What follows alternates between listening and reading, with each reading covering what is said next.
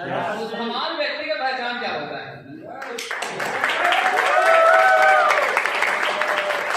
जिसके खून में गर्मी है ना वही आगे जाएगा, बाकी कुछ लोग को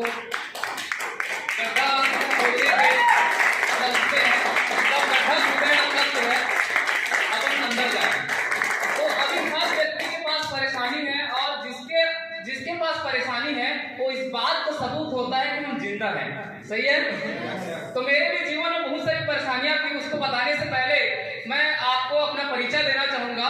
मेरा नाम सेवन कुमार साहू है और मैं पास के गांव यहाँ से 15 किलोमीटर दूर एक गांव है कोंटे कोंटे में, जिसको लोग नहीं जानते हैं। मैं अपने गांव का नाम लेता हूँ तो लोग बोलते हैं अच्छा उधर भटगांव तरफ है वो गांव है क्या, इधर है क्या, वो गांव है क्या। मतलब कभी कभी मैं बाहर निकलता हूँ और अपने गांव के बारे में जब बताता हूँ कि इस गांव को हूँ करके, तो लोग दूसरे दूसरे जगह का नाम लेते हैं क्योंकि बहुत सारा और सुनावनी है।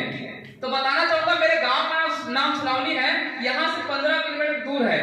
लेकिन जब परिचय देता हूँ बताता हूँ अपने गांव का नाम तो लोग बोलते हैं वहां के हो गया, वहां के हो गया। तो मैं सोचता हूँ क्या मेरा गांव इतना दबा हुआ है क्या, इतने कोंटे कोंटे में मैं रहता हूँ क्या, बहुत दुखी होता है। तो मैं आप सबको बताना चाहूंगा कि ज्यादा नहीं, मात्र 2 से 3 साल के अंदर ऐसा कारनामा हम यहाँ पर करेंगे कि मेरे गांव को एक एक बच्चा जानने लगेगा। हमारे पास यहाँ पर हमारे ग्रुप में बैठे हैं, ऐसा कोई शख्स नहीं होगा जो इस बिजनेस में आया होगा जो ग्राम अटारी को नहीं जानता होगा। तो ऐसे हम कारवां खड़ा करने वाले हैं, ऐसा ये बिजनेस है। आप कुएं की मेंढक की तरह या कहीं पर डूबके हैं, कहीं पर छुपे हैं, ओंटे से कोंटे से मतलब कोंटे कोंटे गली से बिलोंग करते हैं, लेकिन आपके अंदर आग है तो ये बिजनेस जो है आपको यहाँ आके ला के रख देगा। कभी ऐसा वक्त था जब ऐसे मैं बिजनेस प्लान देखने गया था, ऐसे प्रोग्राम में देखने गया था, तो मैं भी पीछे बैठता था, लेकिन हमेशा अंदर से ख्याल मतलब मेरे अंदर ख्याल आता है जब भी मैं पिक्चर देखने जाता हूँ और पिक्चर देखता हूँ वहां पर जब हीरो जो है फाइट करते रहता है या हीरो कोई एक्शन करते रहता है तो मुझे ऐसा फील होता है कि वहां पर उस पर्दे पे मैं हूँ। अगर आप लोग ऐसा फील करते हैं तभी जाकर के भीड़ से निकलने का मन करता है, नहीं तो भीड़ तो बहुत अच्छा लगता है क्योंकि भीड़ का बदबू रहता है, कुछ लोगों को इतना प्यारा होता है बदबू, भीड़ में गर्मी भी लगता है ना, पसीने जब इधर से उधर चिपचिपाता है। लेकिन वो भीड़ और वो जो ट्रेन का वो जो है ना मुझे इतना खराब लगता है और इसी खराबी की वजह से मुझे बिल्कुल भीड़ में जाना पसंद नहीं है, बिल्कुल वो गंदे ट्रेन में सफर करना पसंद नहीं है। मैं कुल्लू मनाली से आया, सर को रास्ते में शिकायत करता सर ऐसे भीड़ मुझे सफर नहीं करना है। सर ने बोला कि अपना ओहदा बना फिर मेरे साथ ट्रेन में फिर चलेगा। तो ऐसे मैं भी भीड़ से बिलोंग करता हूँ, छोटे से गांव से, अभी भी मैं मिट्टी के घर में रहता हूँ दोस्तों। और ऐसे करके अपने नाम और पहचान बनाने के लिए मैं अपने घर को छोड़ा, क्योंकि मैं जब रास्ते में जा रहा था एक शख्स मिला, मैं उसको भगवान का रूप मानता हूँ। उन्होंने मुझे छोटा सा स्टोरी बनाया कि सेवन आप कभी बरगद के पेड़ के नीचे बरगद का पेड़ और देखे हो क्या? एक छोटा सा सवाल जो है मेरे अंदर वो जो है बेचैनी ला दिया।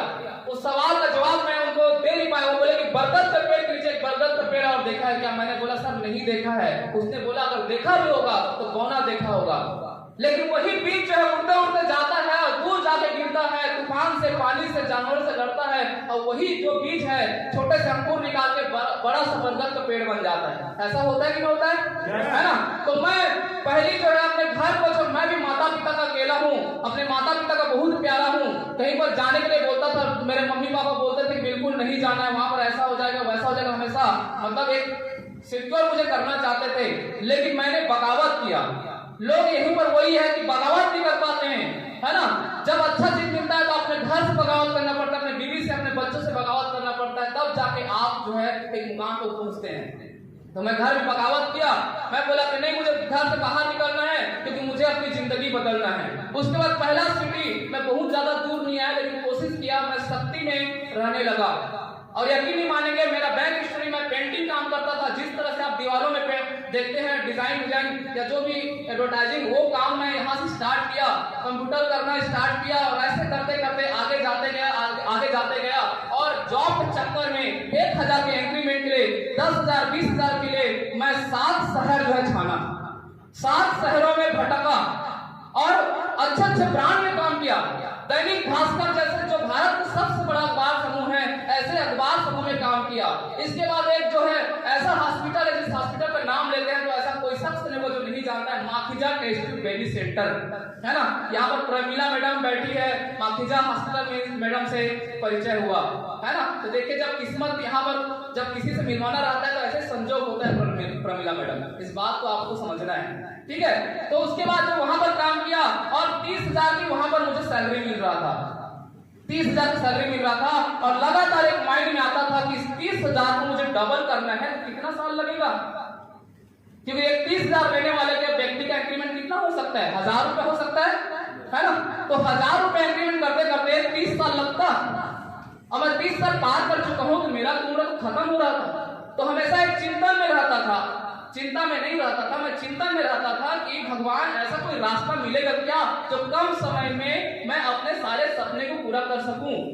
बचपन से अच्छा संस्कार मिला है तो कई बार गलत तरीके मिला पैसा कमाने का, लेकिन उसको मैं एक्सेप्ट नहीं किया। हमेशा मैं एक अच्छे रास्ते की तलाश में था और खोज रहा था कि कोई अच्छा चीज मिले, कोई अच्छा चीज मिले, और इस तरह से शहरों के ऊपर शहर भटक रहा था मैं, और ऐसे जिंदगी चल रही थी, कोई रास्ता नहीं सूझ रहा था। लेकिन भगवान को हर बार बोलता था कि भगवान कोई रास्ता दे मुझे जिससे मेरी जिंदगी बदले, कम समय में मैं बड़ी सफलता हासिल करूं। और ऐसे करते करते जब नौकरी कर रहे थे तो एक भयानक मंजर का हमको सामना करना पड़ा। मेरे ख्याल से यहाँ बैठे हुए हर शख्स उस जो है मंजर से गुजरे हैं जिसको हम लोग कोरोना बोलते हैं। वो नाम आते ही एकदम से मतलब सहम जाते हैं हम लोग। अब कोरोना आया, कोरोना से बड़ा चीज बीमारी आ गया उसके ऊपर, जिसको लॉकडाउन बोलते हैं। लॉकडाउन हुआ, अच्छे से अच्छे बिजनेसमैन, अच्छे से अच्छे नौकरी वालों का पूरा हालत बैंड हो गया। तो मैं कौन सी खेत की मूली था, 30,000 का सैलरी लेता था, प्राइवेट जॉब मेरा था, है ना। तो वहां डॉक्टर बोले, जो हमारे डॉक्टर थे, वो जो हमारे बॉस थे, बोले कि कोरोना बहुत फैल रहा है, अपने अपने घर जाओ। सही बोल रहा हूं मैडम, अपने अपने घर जाओ। और उसके बाद एक चीज और बोले, इतना खुशी हो, अपने अपने घर जाओ, बैठो, अपने आप को सुरक्षित करो और सैलरी मैं आपके अकाउंट में डाल दूंगा, चिंता करने की जरूरत नहीं है। उसके बाद देख रहे हैं 1 महीना हो गया, अकाउंट को छानबीन कर रहे हैं, उसके बाद जो है एक दूसरे को पूछ रहे हैं कि आपको दिया क्या सैलरी।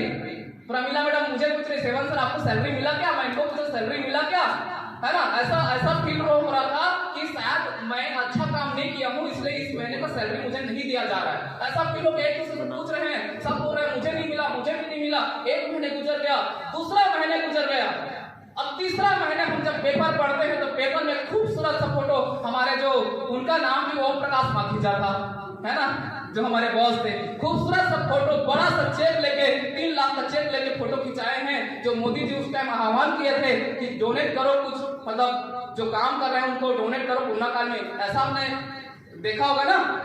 तो उसमें पेपर में छपा हुआ है कि माखीजा ओम प्रकाश माखीजा सर ने मतलब उस टाइम जो है मदद करने के लिए 3.5 लाख रुपए डोनेट कर रहे हैं और नाम कमा रहे हैं और हमें 1 रुपया सैलरी नहीं दे रहे हैं। इतना दुखी हुआ, लोग सब गाली दे रहे थे कि सैलरी दे रहे हैं, ऐसा है वैसा है वैसा, लेकिन मैं गाली नहीं दिया, मैं ऑप्शन खोज रहा था क्योंकि कोरोना आया था, ऐसा और भी मंजर आ सकता है, तो मैं ऐसा क्या काम करूं जिससे जो है मतलब अपने लाइफ को चेंज कर सकूं और पैसे आने के जो एक स्रोत है उसको मैं सिक्योर कर सकूं।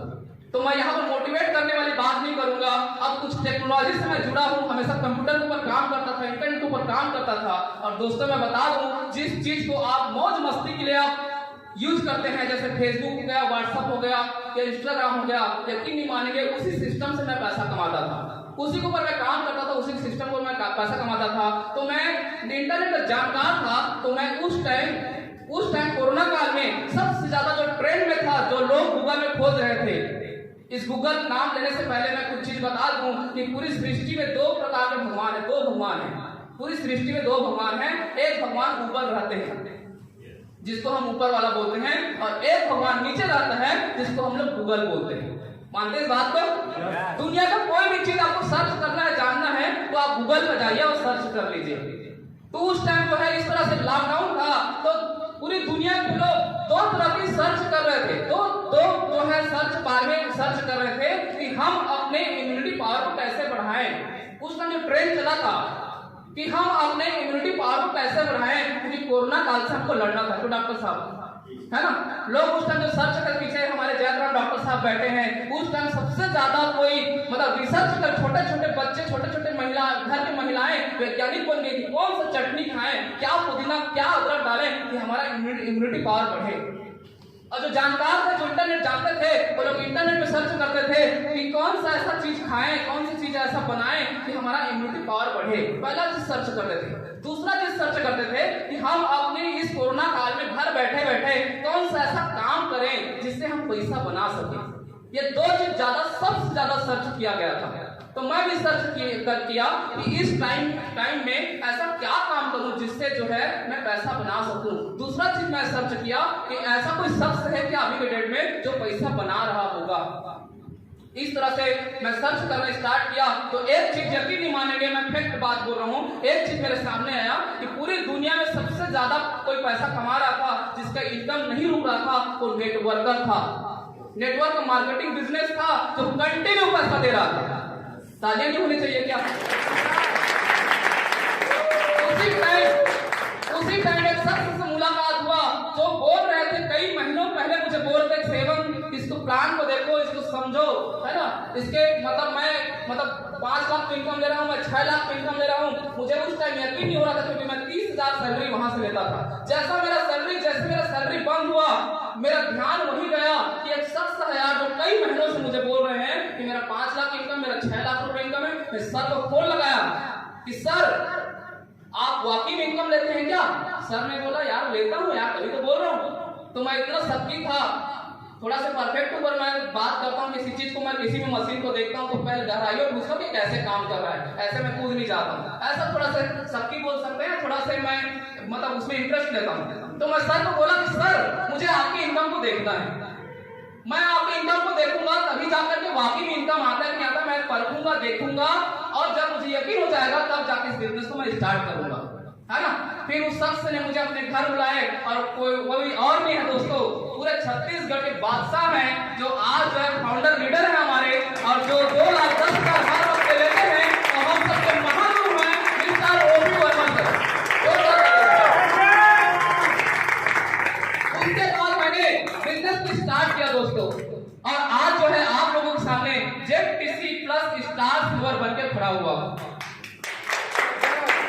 इसके बाद ये बिजनेस जो है ना दोस्तों, हम छोटे बड़े हो सकते हैं, हैसियत में छोटे बड़े हो सकते हैं, एजुकेशन छोटे बड़े हो सकते हैं, लेकिन बिजनेस छोटा बड़ा नहीं दोस्तों।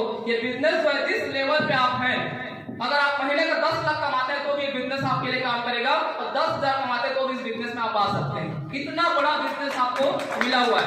अब कुछ चीजों को मैं और सर्च किया, पूरी दुनिया में देखिए हर व्यक्ति अपने, मान लीजिए आपके किसी के पास भी अगर देखिए फ्यूचर को देख के जो काम करता है ना वही आगे जाता है। फ्यूचर को देख के सर मैं अगर बोलूंगा जैसे आपके पास 1 करोड़ आ गया, 1 करोड़ आ गया आपके पास, तो आप कौन सी दुकान डालना चाहेंगे? 1 करोड़, खड़े हो जाइए, 2 मिनट मैं लूंगा सर आप लोगों से।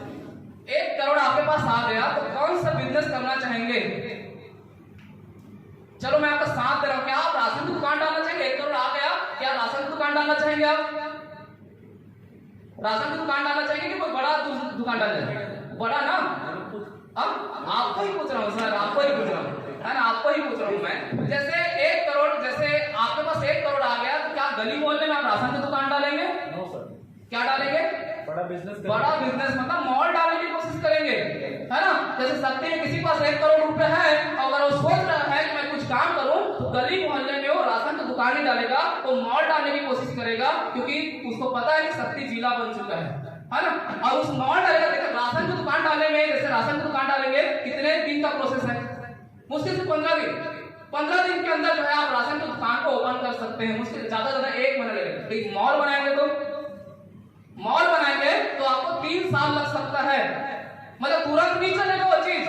बिजनेस में लोग आते हैं वही चीज करते हैं, लोग जो है तत्काल कमाने के चक्कर में, अपने तत्काल पेट को, भूख को शांत करने के चक्कर में फ्यूचर नहीं देख पाते हैं। मैं ये संदेश देना चाहता हूँ इस चीज से, ठीक है। तो यहाँ पर 1 करोड़ रहेगा तो आप मॉल डालेंगे, आपको पता है कि अभी बीम डालने में, इसके नींव खोदने में, इसको खड़ा करने में 3 साल लगेगा। मतलब आपका माइंड पहले से प्रिपेयर है, तभी जाकर 3 साल देते हैं। और 3 साल में भले आसपास के लोग जब कोई पर कंस्ट्रक्शन हो चलते रहता है, निर्माण चलते रहता है, तो आसपास ठेला वेला सब चीज खुल जाता है ना, क्योंकि वहां पर सबको बड़ा हमेशा खाना रहता है। लेकिन जब वो मॉल बनकर तैयार होता है तो दूर दूर तक राशन की दुकान नहीं दिखता है, दिखता है क्या? तो सफर चल जाता है।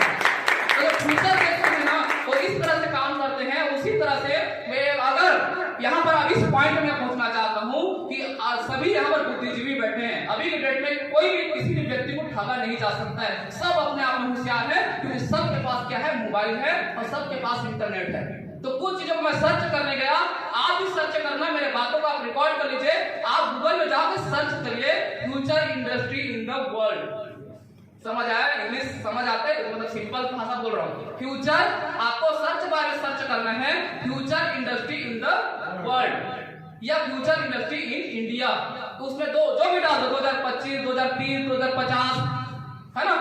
जैसे मैं बताया ना, दो भगवान, एक ऊपर वाला है और एक नीचे में गूगल है।